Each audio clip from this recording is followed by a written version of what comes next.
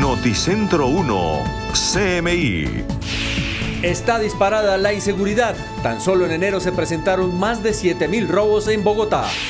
¿Qué hacer con los delincuentes que reinciden? En Barranquilla, un hombre ha sido capturado y puesto en libertad 9 veces.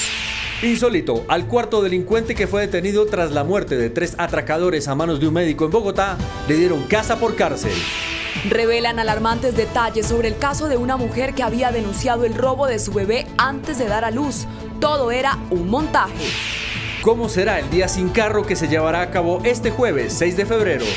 ¿Cómo identificar las principales señales de alerta de los 4 tipos de cáncer más comunes en los colombianos? Noticentro 1 CMI le explica. Autoridades alertan sobre el elevado pico de contagios con dengue en el país. Videos revelan cómo se vivieron desde dentro del avión de Air Canada las 4 horas de emergencia provocadas por un daño en una rueda y un motor en España. Con un fiasco arrancaron las primarias de los demócratas en Estados Unidos. Las máquinas automáticas se dañaron y tuvieron que acudir al conteo manual. Cada hora 9 personas son víctimas de robo en Bogotá. Van más de 7.000 casos en el primer mes del año. Casa por cárcel a hombre que participó en intento de robo a médico.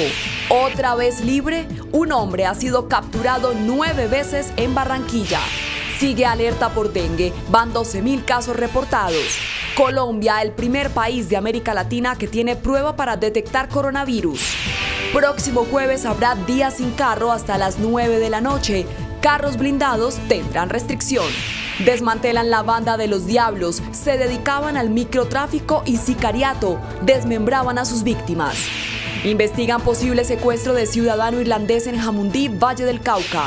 Caos en primarias demócratas por fallas en el conteo de votos.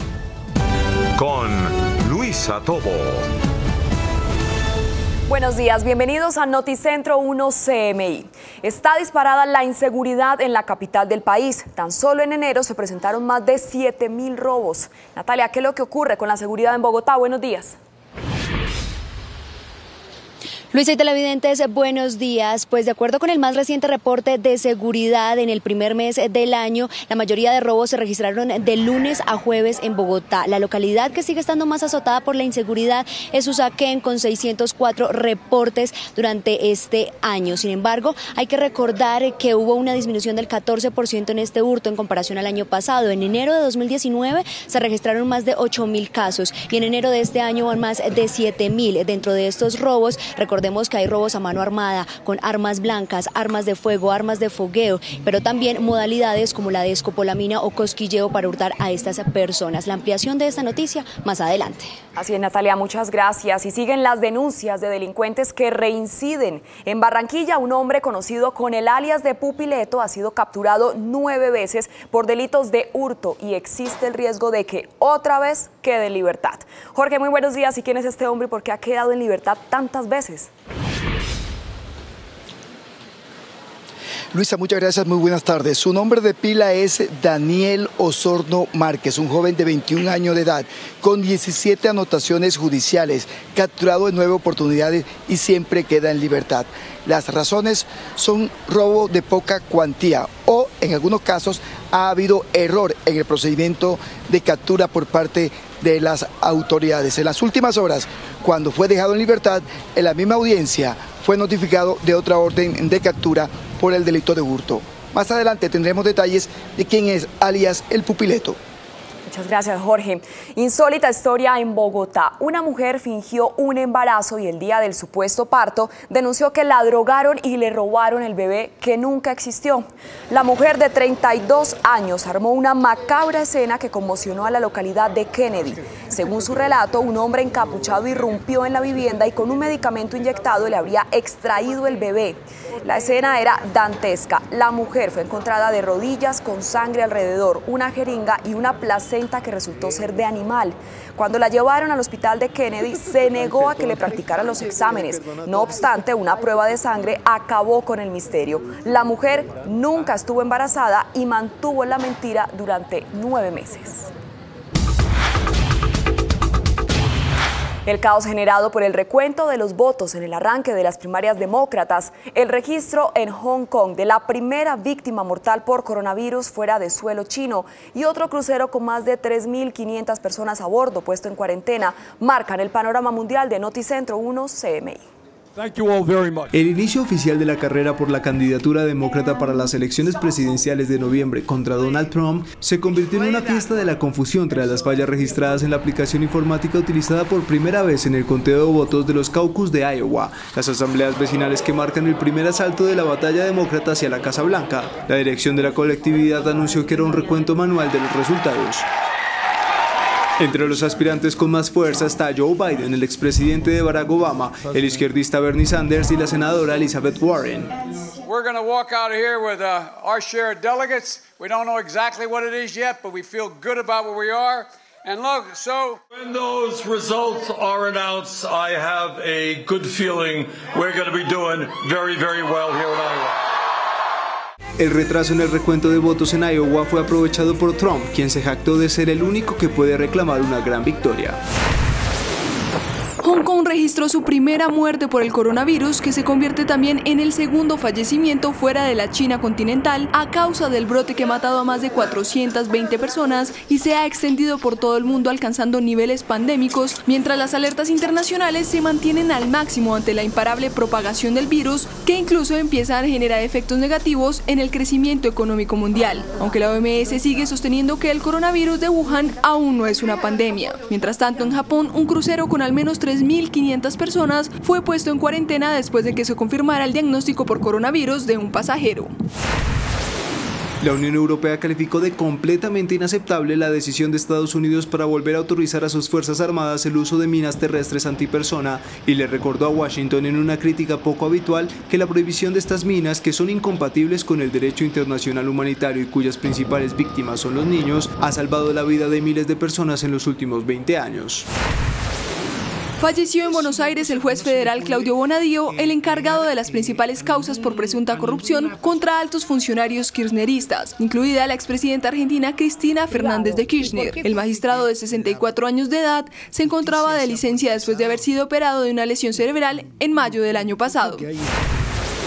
Evo Morales será candidato a senador en las próximas elecciones en Bolivia. El expresidente dimitente asilado en Argentina encabeza la lista de su partido Movimiento al Socialismo, en representación de la región de Cochabamba, donde comenzó su carrera política como diputado en 1997, aunque la candidatura de Morales aún debe ser habilitada por el Tribunal Supremo Electoral. Y hoy, en el Día Mundial del Cáncer, especialistas hacen un llamado en torno a las 14 señales de alerta de los 4 tipos de cáncer más comunes en los colombianos, como seno, próstata y cuello uterino, que para el año pasado presentaron más de 37.000 casos. La Organización Mundial de la Salud reveló que en el último año en Colombia se presentaron 13.000 casos de cáncer de seno, 12.712 de próstata y 3.853 nuevos casos de cáncer de cuello uterino. Asimismo, las enfermedades hemato-oncológicas como el mieloma múltiple, linfoma y la leucemia ya hacen parte de los 10 tipos de cánceres con mayor incidencia y tasa de mortalidad en el país. Las investigaciones señalan que un paciente con cáncer podría tener una mayor tasa de sobrevida si la enfermedad se diagnostica oportunamente. Hoy en día tenemos tratamientos supremamente efectivos. Una mujer que se diagnostica con cáncer de mama temprano tiene una posibilidad de curarse si está en estadio 1 superior al 90%. ¿Pero sabe cómo detectar esta enfermedad? Cáncer de próstata. A partir de los 45 años, los hombres deben visitar al urólogo. El paciente va a ser informado de qué exámenes adicionales va a necesitar, si los necesita o no. Cáncer de cuello uterino. Después de los 12 años, las mujeres deben aplicarse la vacuna del papiloma humano y realizarse citología anual. Está claramente relacionado con un virus que se llama el virus de papiloma humano. Nosotros debemos entender que la vacunación previene el cáncer y no hay discusión al respecto. Cáncer de seno. Las mujeres deben realizarse autoexamen, visitar al ginecólogo y llevar una buena alimentación y ejercicio diario. En la mujer que todavía está menstruando, es decir, en una mujer joven, se recomienda que se haga después de que pasa su periodo menstrual. La mamografía de tamizaje, que también la recomendamos de manera anual. El año inmediatamente anterior se registraron más de 9.000 casos de enfermedades hemato-oncológicas, por lo que el llamado es a prevenir y cuidar de su salud. Seguimos en Noticentro 1 CMI. Cada hora 9 personas son víctimas de robo en Bogotá. En el primer mes del año ya se han denunciado 7.328 casos. La localidad donde ocurren la mayoría de estos casos es en Usaquén, en el norte de Bogotá. Natalia, muy buenas tardes. ¿Y qué es lo que más se roban y cuáles son las localidades más peligrosas? Luis y televidentes, buenas tardes. Pues lo que más se roba continúa siendo el celular. La localidad más insegura, seguida de Usaquén, es Chapinero. Las autoridades hicieron un llamado para que los ciudadanos denuncien y aporten pruebas para judicializar a los delincuentes. Escenas como estas se siguen viendo a diario en Bogotá. Tan solo en los primeros 31 días del mes de enero se registraron 7.328 hurtos a personas en la capital, lo que equivale a 236 robos por día y 9 casos por hora. ¿Pero disminuyó o aumentó en comparación al año pasado? De acuerdo con cifras de la Secretaría de Seguridad, para el mismo periodo del año 2019 se registraron 8.363 hurtos, disminuyendo en un 14%. En el transporte, tanto taxistas, públicos, o sea, no tiene que estar toda hora como a ver qué me van a rapar el celular, o sea, no hay seguridad. Celulares, y hace tiempo se atracó a mano armada también, la billetera, las cosas así, en Transmilenio. Pero el riesgo no solo se presenta en las calles. Dentro de establecimientos comerciales, los robos se siguen presentando. Tenemos cámaras, tenemos alarmas, pero pues siempre, o sea, toca estar muy pendiente porque la inseguridad está muy difícil por todo. Nosotros andamos pues armados porque no hay pie de fuerza, uno no siente respaldo por la policía y pues uno tiene todo el derecho a proteger su integridad, sus bienes y a su familia. Las localidades en donde más casos se registraron fueron Usaquén con 604 reportes este año, Chapinero con 596, Santa Fe con 384 y San Cristóbal con 187 robos en 2019. De lunes a jueves se registraron más de 4.000 robos y de viernes a domingos más de 2.000 durante enero de 2020. Este primer informe de seguridad del año 2020 también arroja que las modalidades de hurto son cosquilleo, también escopolamina e incluso atracos a mano armada. Es por el momento la información que registramos desde el centro de Bogotá. Natalia Dávila, Noticentro 1 CMI. Natalia, muchas gracias. Y un juez envió a casa por cárcel al cuarto implicado en el intento de atraco, en el que murieron 3 de los presuntos delincuentes en un puente peatonal en Bogotá. El presunto miembro de la banda de atracadores que sobrevivió y fue capturado por la policía aceptó su participación en los hechos. Según las autoridades, fue el hombre que conducía el vehículo que esperaba debajo del puente a los 3 atracadores que perdieron la vida. El supuesto delincuente fue capturado por la policía cuando huía del lugar de los hechos en un carro robado. El hombre aceptó que estaba en el lugar donde murieron sus compañeros. Sin embargo, seguirá libre hasta que sea llamado a juicio. Alias Pupileto, un hombre que ha sido capturado 9 veces por delitos de hurto, pero cada vez que es detenido vuelve a quedar en libertad porque no hay pruebas suficientes para enviarlo a la cárcel. Jorge, muy buenas tardes. ¿Y quién es Pupileto? En las últimas horas, Luisa, muy buenas tardes, fue capturado. Luego, el juez lo deja en libertad por un mal procedimiento de las autoridades al momento de la captura. Y Daniel Osorno Márquez fue notificado, así como es su nombre de pila, fue notificado en desarrollo de la audiencia de una nueva orden de captura. José Osorno Márquez robó en una vivienda del barrio Paraíso, en el norte de Barranquilla, y en su huida voló una paredilla que terminó siendo adjunta al comando de una base militar en donde fue capturado.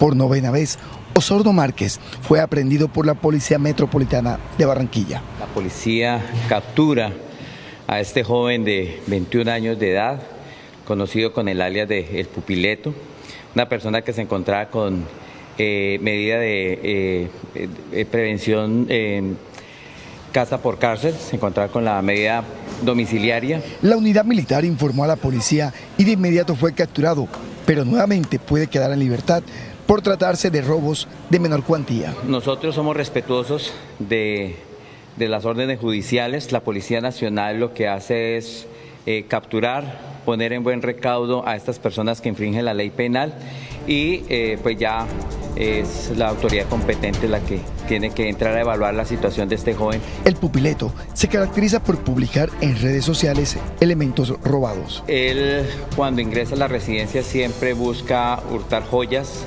dinero en efectivo, televisores, computadores, elementos que fácilmente le permiten venderlos. El joven de 21 años de edad, en medio de la audiencia por el robo que fue aprehendido, fue notificado de otra orden de captura por una nueva denuncia por hurto. En otras noticias, la Contraloría General de la República inició un proceso sancionatorio contra el director del Hospital Cari en la ciudad de Barranquilla por no entregar la información que se le requería en torno al proceso de adjudicación del hospital a un operador privado en el pasado mes de diciembre. La Contraloría General llegó al Hospital Cari de Barranquilla al iniciar un proceso sancionatorio contra el director de ese centro asistencial, Ulay Beltrán.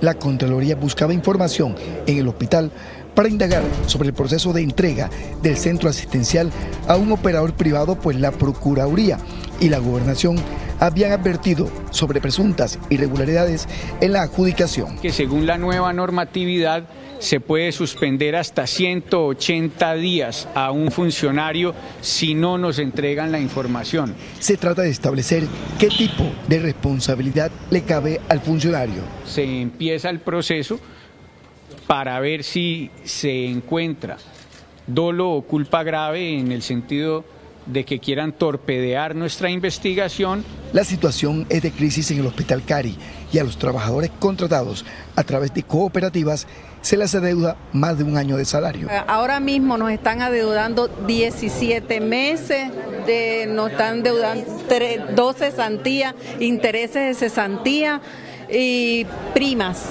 Según el contrato adjudicado por 15 años, mensualmente el operador privado debe pagar 12.076 millones de pesos.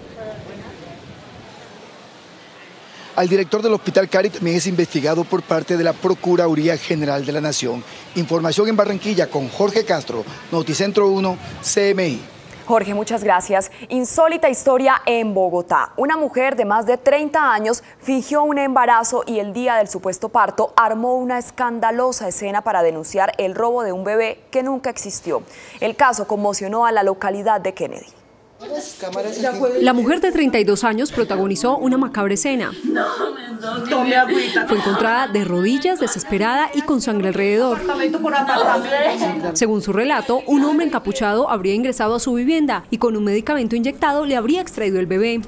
Tenemos información de un presunto rapto de un bebé en esta localidad de Kennedy. La escena era impresionante. Además de sangre, había una jeringa y una placenta que resultó ser de animal. Cuando la llevaron al hospital de Kennedy, se negó a que le practicaran los exámenes. No obstante, una prueba de sangre acabó con el misterio. La Secretaría Distrital de Salud practicó unos exámenes de sangre y comprobó que ella nunca estuvo embarazada. La mujer mantuvo la mentira durante 9 meses. Las autoridades detectaron que las ecografías eran bajadas de internet y otras de años pasados. El distrito ofrecerá acompañamiento psicológico a la mujer. Hacemos una pequeña pausa y al regresar a Noticentro 1 CMI, sigue alerta por dengue. Van 12.000 casos reportados. Ya volvemos. Seguimos en Noticentro 1 CMI. Continúa la alerta por el dengue. Ya van 12.000 casos reportados en el primer mes del año, un aumento del 93% comparado con el mismo periodo del 2019. En 35 días de este año ya se reportan al menos 12.217 casos de la enfermedad del dengue, mientras que en 2019 para la misma fecha se reportaban 6.232 casos, un aumento para este año del 93%. Cuidar que en el hogar o en sus alrededores no haya reservorios de agua, mantener los toldillos, mantener el repelente, las mangas largas en las camisas, cuidar a los niños. Y en los casos de tener fiebre, consultar inmediatamente los servicios de salud. Según cifras del Ministerio de Salud, este año se han notificado 23 muertes probables por dengue. Sus casas tienen una responsabilidad importante en todo el manejo de la prevención. Las zonas más afectadas por este flagelo son Tolima, Valle del Cauca, Cali, Huila, Cesar, Santander y El Meta, que registran el 62% de los reportes. Estamos preparados para manejar el dengue. Estamos nuevamente preparando cosas para poder llegar a los territorios donde la situación tiene más municipios en brote. Se afirma por parte del Gobierno Nacional que esta problemática se da por ciclos epidémicos cada 2 o 3 años. El actual inició en 2019 y podría seguir en aumento. Y Colombia se convierte en el primer país de Latinoamérica en desarrollar la prueba para detectar el brote de coronavirus. El gobierno nacional también se pronunció sobre las recientes denuncias de algunos ciudadanos que afirman que no hubo control en su llegada a Colombia y viajaban desde China.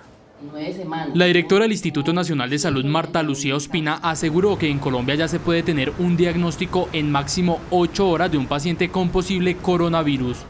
No tenemos entonces que mandar, en caso necesario, una prueba o una muestra a Estados Unidos, ya que el diagnóstico lo hacemos aquí. Por otra parte, Noticentro 1 CMI conoció algunos relatos de ciudadanos provenientes de China que aseguran que en los aeropuertos no hay controles específicos por el coronavirus. Nosotros estamos sorprendidos y preocupados por la falta de control sanitario en el proceso de inmigración en el momento de llegar al país. El gobierno nacional respondió: cualquier manifestación de un ciudadano colombiano o extranjero alrededor de un presunto hecho irregular lo tomamos con la mayor seriedad y profesionalismo. Apenas tuvimos conocimiento por medios de comunicación de esa situación, inmediatamente se verificaron los videos y lo que dejan ver esos videos es que desde la perspectiva de Migración Colombia se cumplieron a cabalidad los protocolos. Migración Colombia asegura que también es responsabilidad de los viajeros estar atentos a posibles síntomas asociados a la infección. Rescatan a una hembra de oso andino tras encontrarse acorralada en un árbol por 3 días. Habitantes de la vereda Tierra de Gómez del municipio de Moniquirá se percataron de la presencia del oso en un árbol cerca de una vía, quienes no dudaron en dar aviso a las autoridades. Seguramente se extravió y terminó caminando muy cerca de la carretera y de las comunidades, y pues ella, asustada, dejó de alimentarse y de hidratarse. Un experto en oso andino fue el encargado de sedarla para poder bajarla, una maniobra peligrosa ya que ésta se encontraba en la copa del árbol a 9 metros de altura. Después de 3 días, él logró dar exactamente con el punto para poderla sedar y bajarla como tal del árbol, y pues ya luego hacer todo el diagnóstico del estado de salud del animal.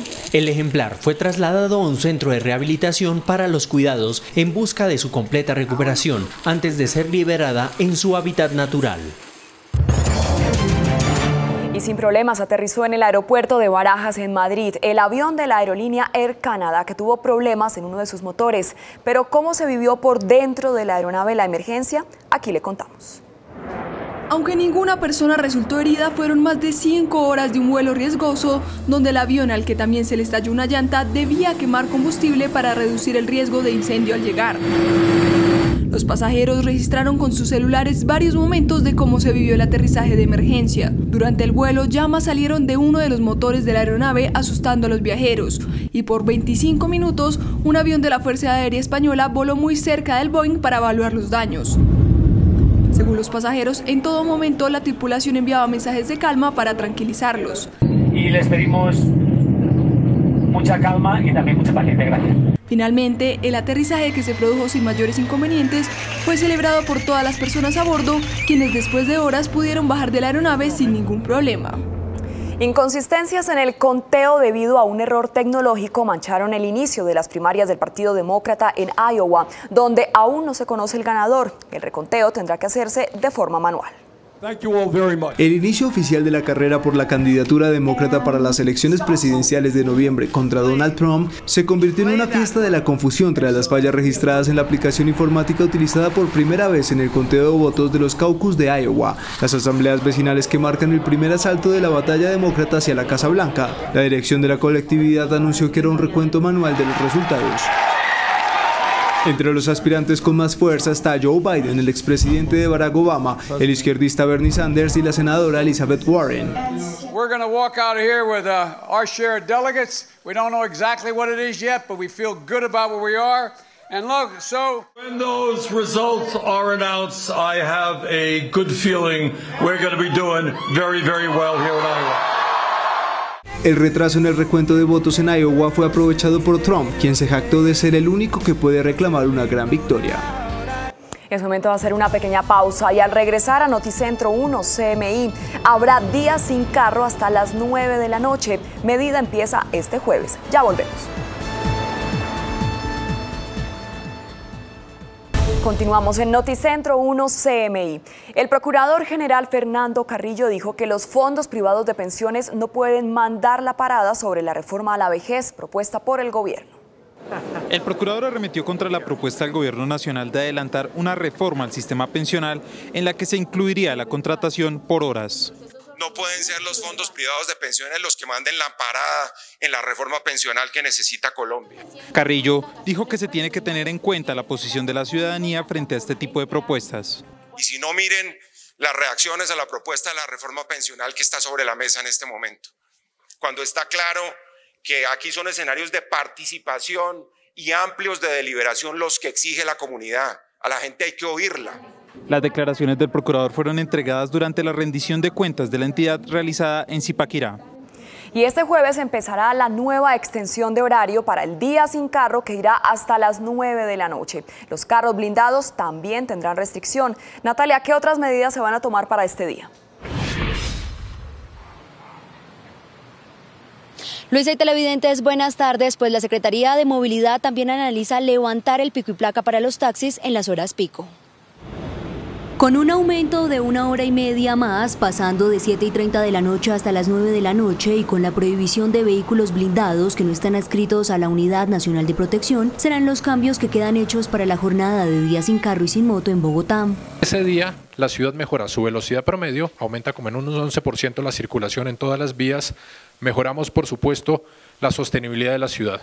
Además, se estudia el levantamiento de pico y placa para los taxis. Esa medida la estamos analizando jurídicamente para poder levantar el horario de pico y la restricción de pico y placa para los taxis en el pico de la mañana y en el pico de la tarde. Habrá 99,7 kilómetros de ciclovía habilitados entre las 6 de la mañana y las 8 de la noche en vías como la Carrera Séptima, la Avenida Boyacá, la calle 26 y la calle 116, entre otras.